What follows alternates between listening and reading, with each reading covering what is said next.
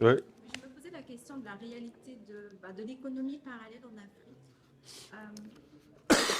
Dans plusieurs pays, mais le constat que je me fais, c'est que l'économie parallèle est très, très, très présente.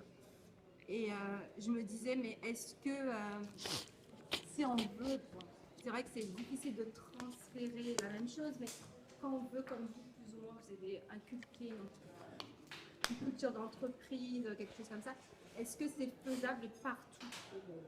Est-ce que dans Alors, tous les pays, c'est faisable? déjà, il faut comprendre que Dans tous les pays. on ne peut pas développer une économie avec un secteur qui est, enfin, avec une économie qui est fortement informelle. Parce que l'économie parallèle, c'est l'économie informelle. Vous savez,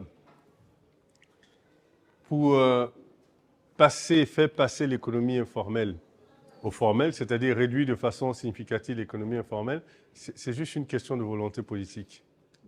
Parce qu'en réalité, quand on calcule le PIB, on calcule toutes les activités de l'informel aussi dans le PIB. Donc on sait où ils sont.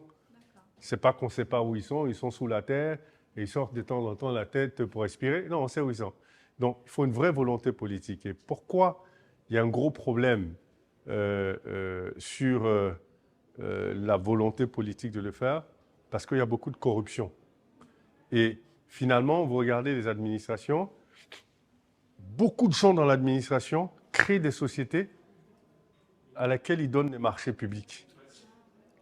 Même si c'est des petits marchés et tout ça. Donc ça veut dire que si ça rentre dans le formel, on saura que c'est sa société. Et ça pose problème.